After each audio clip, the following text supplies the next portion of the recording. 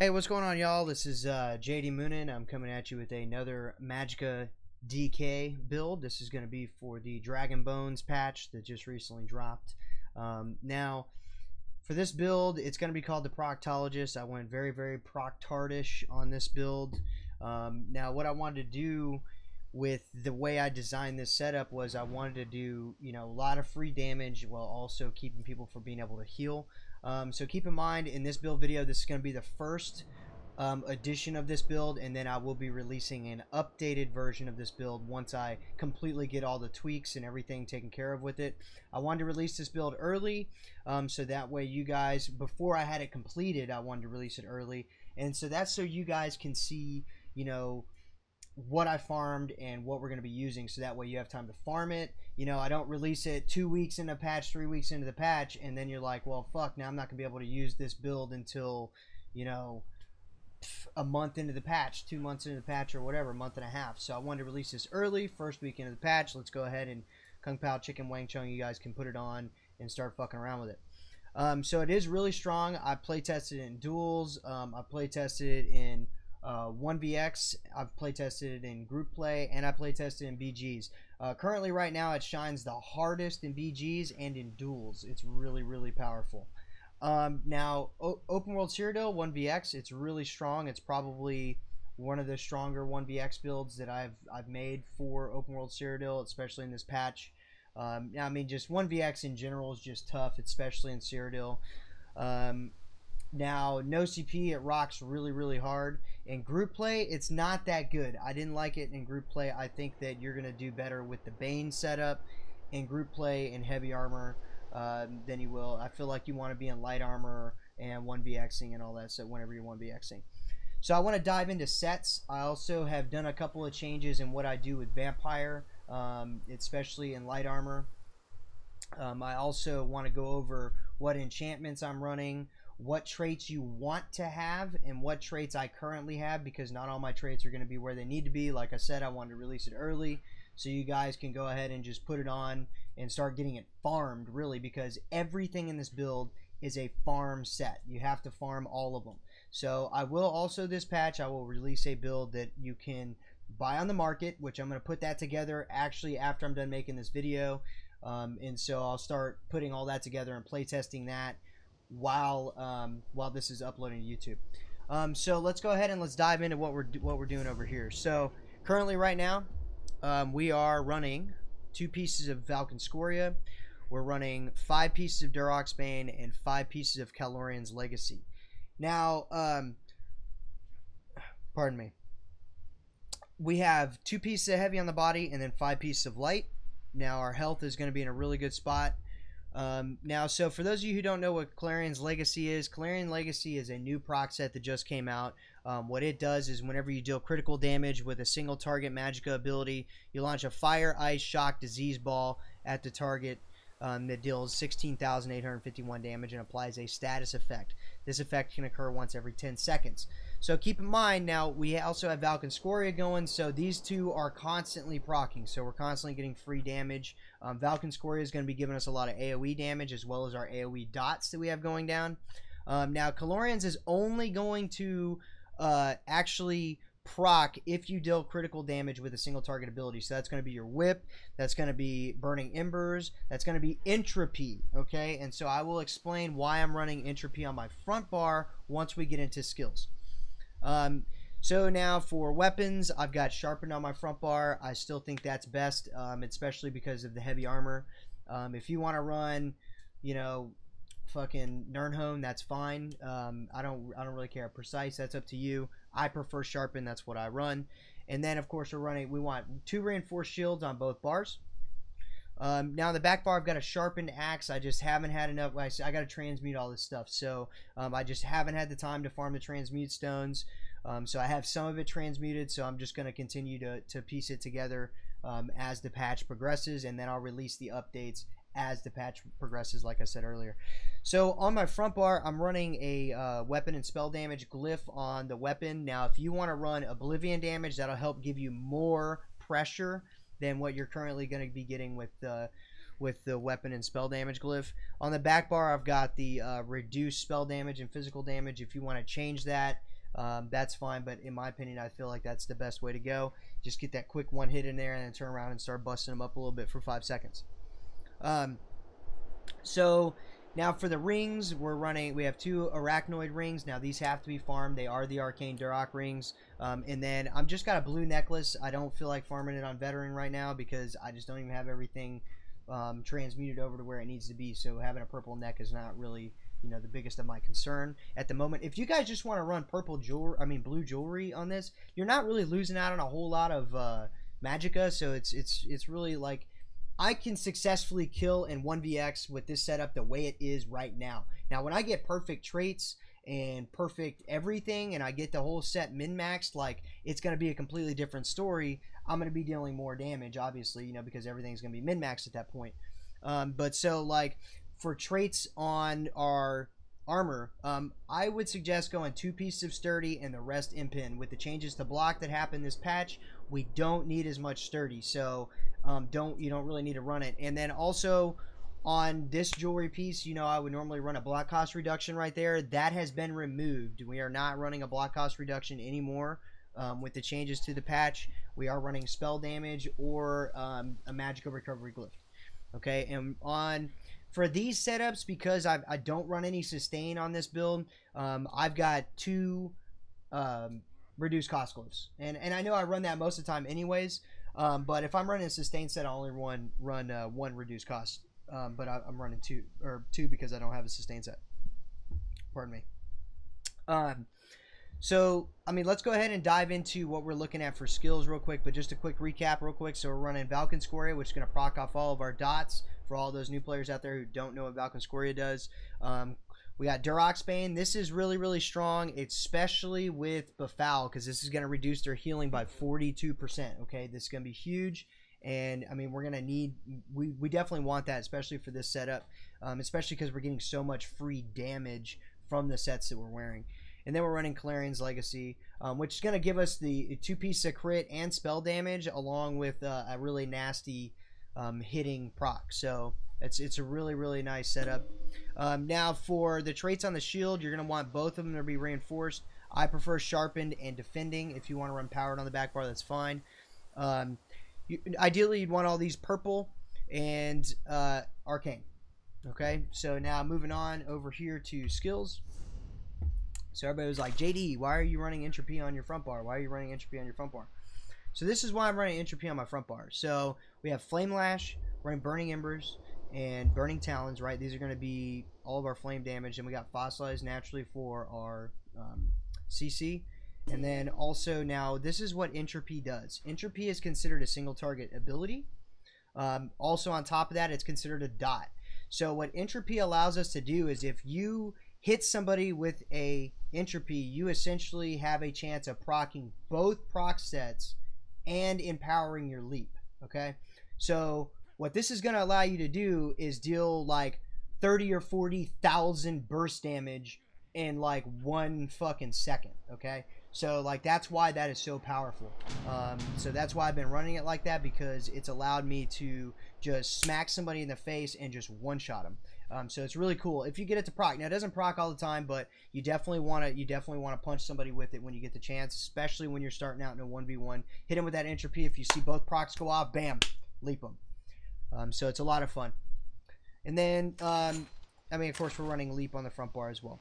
Now on our back bar, we're running Coagulating Blood. We have Igneous Shield. Now I have been trading this out for wings. Now this patch, guys, since we're in light armor a lot currently with the meta and the way it is, I suggest Reflective Plate. Okay, I suggest Reflective Plate over running the one that does 25% more damage. And the reason why I say that is because having that additional spell resistance is really nice, really nice, and it allows us, if we run those wings, then it allows us to focus more on armor in our CP tree than trying to reduce all damage across the board. So it's really nice, especially because you already have high spell resistance as it is. So just running those type of wings right there just allows you to go ahead and in CP go to the next level and put more resist in physical, which is where our downfall is in the current meta.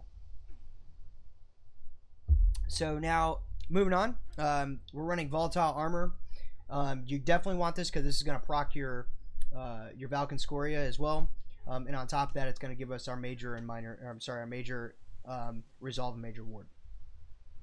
Elusive Mist is still a staple on my bar. I tried the Noan Vampire, and so I kind of found that happy median with Vampire, and I'll explain a little bit more into that as we get a little bit deeper into the video.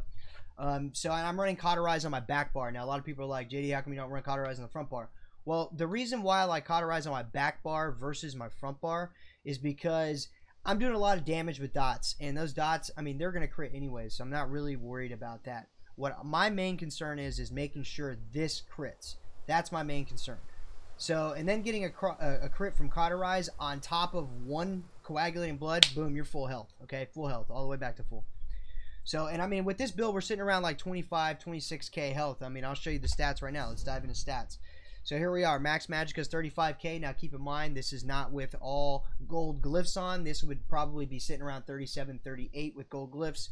And then our maximum health on our back bar, which is what our normal health would be, is 24.6k health, which is a lot for light armor. And then we're running 15k stamina. Now our Magicka recovery is going to be 1,000, and so the reason why we have 1,000 Magicka recovery is because we switched to the Atro because we have no sustain set on. You don't need a lot of sustain with a Magicka DK, so just adding that extra little bit of 200 on top of what we're getting back from pots and from our ultimates, it's plenty of sustain. If you can play Mag DK and you're an advanced level Mag DK player, which this build is going to be for an advanced Mag DK player, then this build is going to be perfect for you. And the reason why that is because you're going to get just the right amount of sustain that you need. You're going to get, you know, just the right amount of tankiness and also damage. So going down, look at our spell critical. Our spell crit on the back bar is 49.2, and so this is why we don't really need more spell crit on our front bar, because 40% on the front bar is fine. You don't need more than that. Like that's a lot of crit as it is. I would rather focus on trying to have 50% on my back bar for bigger heals and more survivability. So moving down, unbuffed, our spell resistance 19k and 14k for the physical. We'll go ahead and check it out. Buffed up. So buffed up, we're sitting at 24k and 19k. So moving on down, I'm going to go ahead and explain to you guys a little bit more about what I'm doing. Because like with Vampire now, you need to finesse it a little bit, and I'm going to explain why and how to achieve like the perfect in-between with Vamp and not being Vamp, okay? So right now I'm running the Atro, like I said earlier. We're running Tri-Stat Food, and I'm still running Tri-Pots, okay? Now I keep it in stage 2 Vampire, okay? And the reason why this is because we're going to take less damage from fire, okay? On top of that, our health regeneration is going to be not quite as low, and we're going to just take all around less damage, okay? So like that's why we want it right there. Now, I mean, as our stage progresses, then I mean naturally our vampire abilities cost less, but essentially we're only using one vamp ability all the time anyways, so that doesn't really matter. And so we can stay in stage 2 for quite a while. And so the way that I manage my stage 2 while in Cyrodiil, the way I'm managing that is I always keep enough Bloody Maras on me to be able to chug 2 of them or 3 of them if I need to, and then boom, go ahead and eat my my little longfin pasties. Okay, so the Bloody Maras are relatively cheap. You can buy a lot of them and just use them. Okay, so they're relatively cheap. Go buy them. You know, buy a stack of them and just hold them in your inventory to keep that vampire down. You know, we want to keep that at a reasonable level. Now let's move into CP. Okay, so moving into CP, what we're doing here is we have 43 in a bless. That's going to give us that 10% extra healing. This is really, really strong. We don't want more than that though because it costs a lot of points. Elfborn, we want 56 in Elfborn. It's going to give us that 20% additional crit damage. That's going to be huge, mainly for our high crit build. Since we're running such a high crit build, we definitely want that extra damage. Now, of course, Elemental Expert, that goes without say. You want 10% Elemental Expert. That's just going to buff all of our damage across the board. And then Spell Erosion, I only have 5 in here. If you find yourself out in Open World Cyrodiil, which I haven't been having a problem with that, but if you find yourself out in Open World Cyrodiil and you're having a problem with heavy armor targets, then go ahead and pull these points out of here and only run 10% in there and put the rest in the spell erosion. Okay. I mean, as a matter of fact, you just want to start out like that and then adjust it and finagle it. The more you go into Cyrodiil and you start kind of getting into your playstyle with the build, then I would definitely suggest that as well. We definitely want 56 points into Master at Arms. And I mean, not 10% in Thaumaturge, but if you want to run just 5% in Thaumaturge, that's fine. So moving on. Over here in Ironclad, we have 56 in Ironclad. The reason why we're running 56 in Ironclad is because that is going to negate everyone else's Master at Arms. And everyone else is going to be running 56 points in Master at Arms. If they're not, there's probably a problem with their build. And then I've got 28 points in Resistant. If you want to run more than that, that's fine. I don't feel that I need more than that. What 28 points is the equivalency of 3 pieces of N-Pin, golded out. Okay, that's what 28 points of Resistance is. It's the equivalent of 3 golded out N-Pin pieces, which is exactly what we need.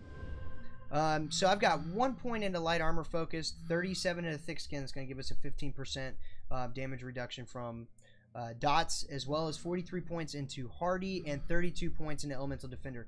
The reason why I have less points in Elemental Defender is because Elemental Defender, we don't need it as much because we're Magicka, so we have natural built-in Magicka resist, so it's not quite as important.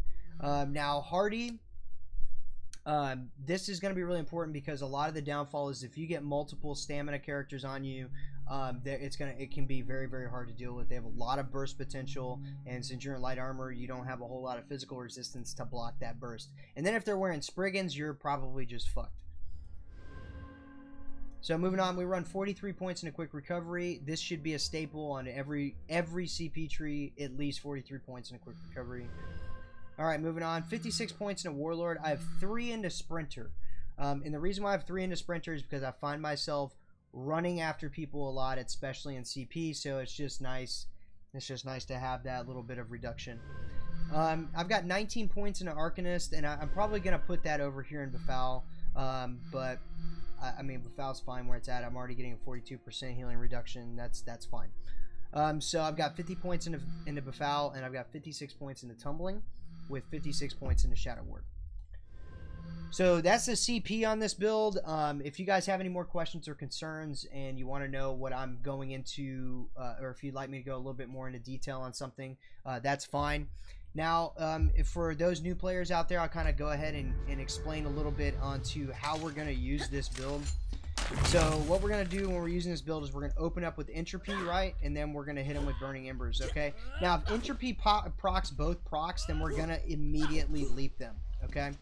And then after we hit them with Burning Embers, we definitely want to Fossilize. And then after Fossilizing, we want to go ahead and get our Whip proc, okay? And then so at some point in there, if we find ourselves defending against a bunch of people, you want to make sure to keep your volatile armor on rotation. It's going to give you a nice little dot, okay? But so you don't want to spam Coag, okay? Especially with no sustain set on, so don't spam Coag, okay? Especially for you newer players out there, which I know a lot of people, they enjoy spamming Coag. Don't do it. It costs a lot of Magicka.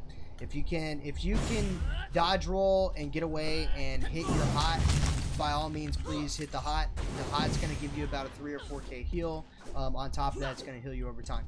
Okay, so that's kind of like a little base of what we're gonna do. So keep in mind, you're gonna hit with Entropy, right? You're gonna hit with Burning Embers. Go ahead and if you don't have to run Fossilize yet, go ahead and hit him with the Talons. Then try and get a Whip proc. If you can get the Whip proc, then go ahead and get it. If you can't, and then if you catch him dodge roll, so this is where it's gonna come in. You're gonna hit him with the Talons. You're gonna hit him with the 1 Whip, right? And then it's gonna set him off balance. If they dodge roll that, go ahead and hit him with the Fossilize and get him with the proc. Okay, so that's how you're gonna do that proc. Anyways, so that's the Proctologist build. I hope you guys enjoy it. I'm gonna, like I said, I'll go ahead and release some more stuff. Don't forget to shoot me a subscribe at the bottom of the page. And also, guys, come by and hang out with me on Twitch. I'm there most weekends. I'm working on trying to keep it going during the week, but I work a lot, so it's really difficult for me to be on every night of the week. But I will be on most weekends, so guys, come by, check it out on the weekend. I'll see you guys there. So without further ado, cheers, y'all, and I will see you out there on the battlefield.